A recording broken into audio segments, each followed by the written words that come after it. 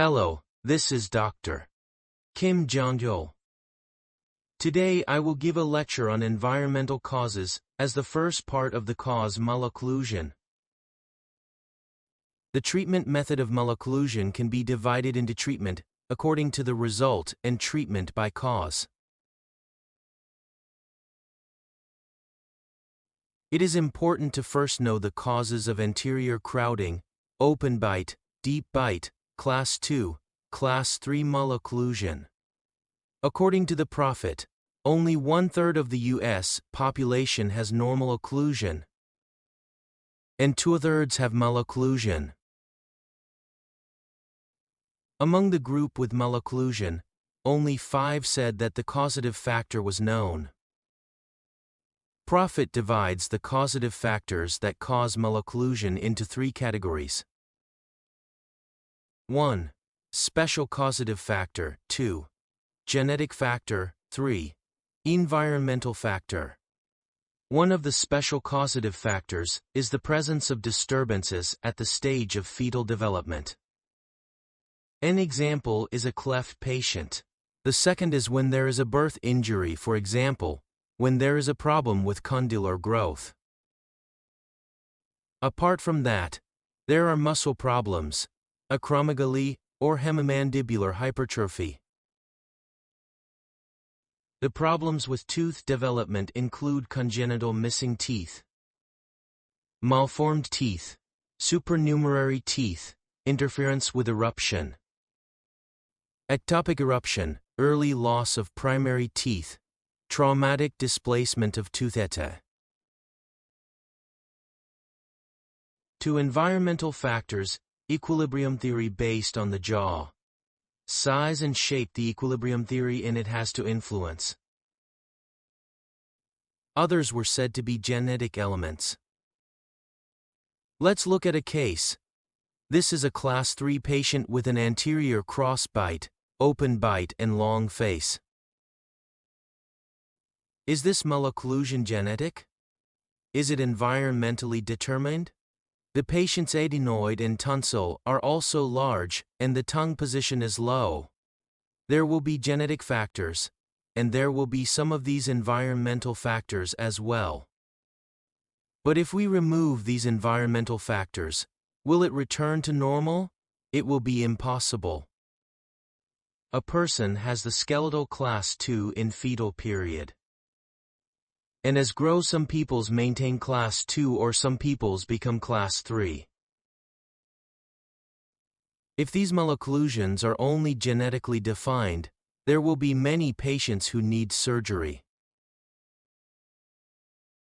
However, if malocclusion is corrected without surgery, it should be treated as a dental camouflage treatment.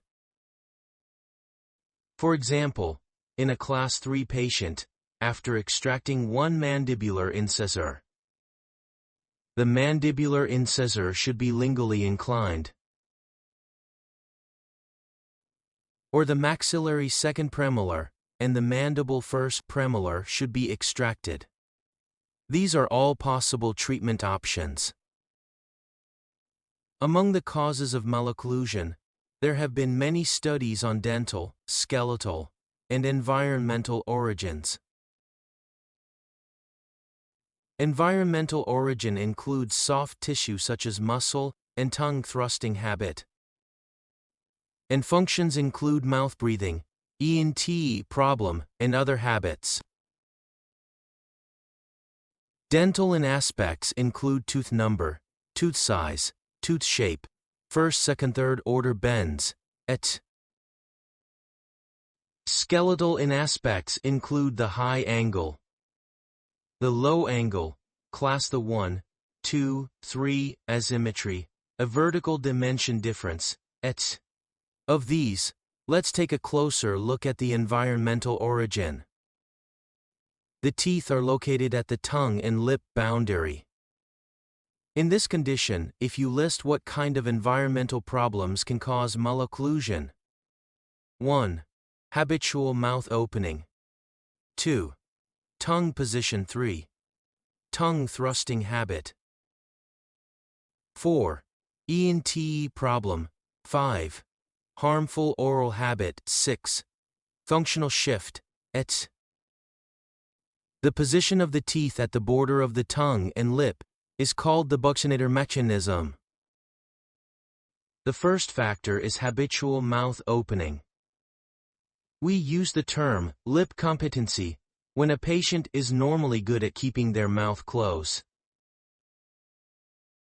Conversely, the habit of opening mouth is called lip incompetency. People with closed mouths have a hypertonic lip. Their lips are relatively strong, their face shape is round, and they have a brachyfacial type. Conversely, those who can't close their mouths are high-angle or dolichofacial type.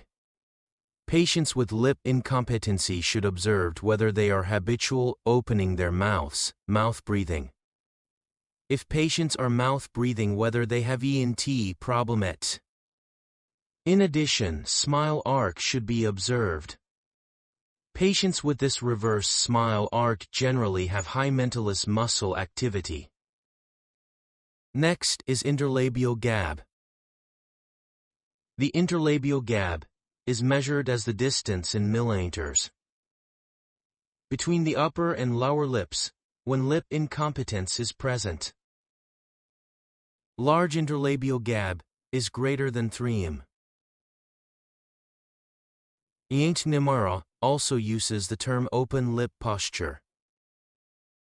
These patients reported protruding mouths with mandibular backward rotation, retrognathic face, and long anterior facial height. In patients with habitual mouth openings, the tongue may be in a normal position, but the tongue may be lowered. If your tongue is in a low position, and you have difficulty keeping your mouth shut, you may have more problems. Let's look at the mouth breathing effect. First, the position of the tongue may be lowered, and the mandible may rotate posteriorly and downward. Lower tongue position will widen the mandible and narrow the maxillary arch, and the posterior teeth can become cross-bite, since the mesial inclination of the posterior teeth occurs, and the mouth is kept open, the maxillary incisors may be discoloration. Backward rotation of the mandible may increase the antagonal notch of the mandible and decrease the posterior vertical dimension. What is antagonal notch? An antagonal notch is a curve showing the inferior border of the mandible.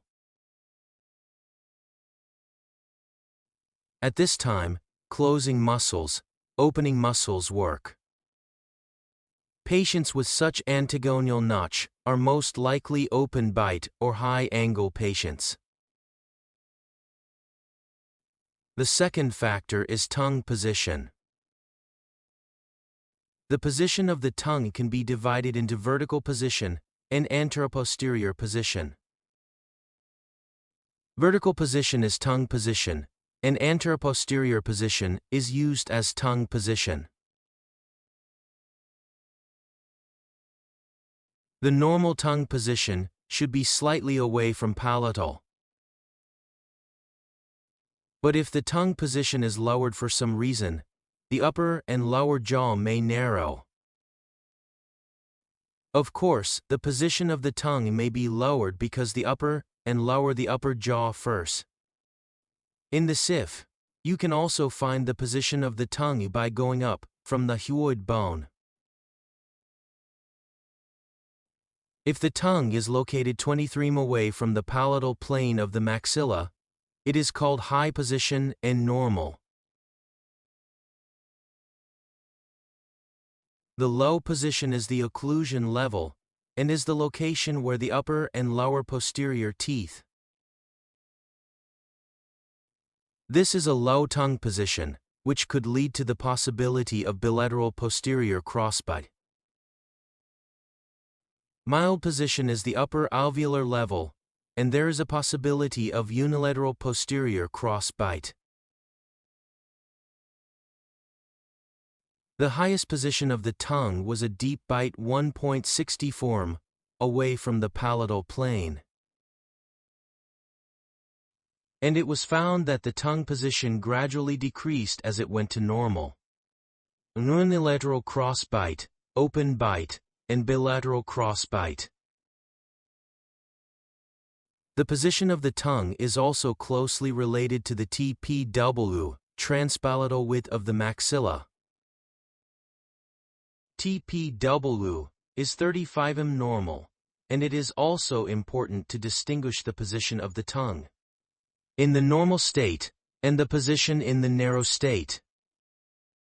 Many of these cases show various malocclusion patterns, depending on whether the tongue is in normal, medium, or low position. Especially if there is a space in the mandibular anterior teeth. The tongue position is low and tongue thrusting should be checked first. What is the reason for the low tongue position? Those factors are 1. Abnormal lingual frenum 2. ENT problems 3. Narrow upper arch 4. Latrogenic lower tongue position, et. In the abnormal lingual frenum, if the lingual frenum is thick, it causes a class 3 malocclusion with a posterior cross bite. Mouth breathing has a lower tongue position than nose breathing. Next is the narrow upper arch. We don't know whether the chicken comes first or the egg comes first. Likewise, it may be that the position of the tongue is lowered due to the narrowing of the upper arch, or it may be that the position of the tongue is lowered and the upper arch is narrowed. Next is the iatrogenic lower tongue position. Sometimes the position of the tongue can be lowered because some appliances are fitting to the maxilla. In fact, using these devices for a month or two is not a big problem. But if you use them for a long time, the position of the tongue may be lowered. Therefore, I remove it as soon as possible after installing a magnifying device on the maxilla and seeing some effects. Tongue posture is said to be the anteroposterior position. Tongue posture can affect upper and lower anterior teeth. The mandibular plane angle of the horizontal growth pattern is flattened, and the upper and lower anterior teeth are positioned anteriorly. On the other hand, in the vertical growth pattern, the anterior teeth of the maxilla are located anteriorly, and the mandible is located posteriorly. Next is tongue thrusting habit. If an anterior open bite is already formed, it is difficult to chew or swallow the food properly when eating. So it plays a role of blocking the space with the lips or tongue. This is called passive tongue thrusting. Conversely, there is active tongue thrusting, in which the tongue continues to push the teeth, resulting in an open bite. At this time, there is also a difference in treatment. In the case of passive tongue thrusting, the occlusal treatment should be performed well. In the case of active tongue thrusting, the tongue crib should be worn to correct the habit of the tongue. Then how can we identify them? If the premolar occlusion is relatively good, the possibility of active tongue thrusting is high. And if active tongue thrusting is worse, it may develop into passive tongue thrusting. So far, we have investigated environmental factors that are one of the causative factors of malocclusion. Among them, we examined habitual mouth opening, tongue position, and tongue thrusting habit. The rest of the ENT problem, harmful oral habit, and functional shift will be taught in detail in Part 2. Thank you for watching.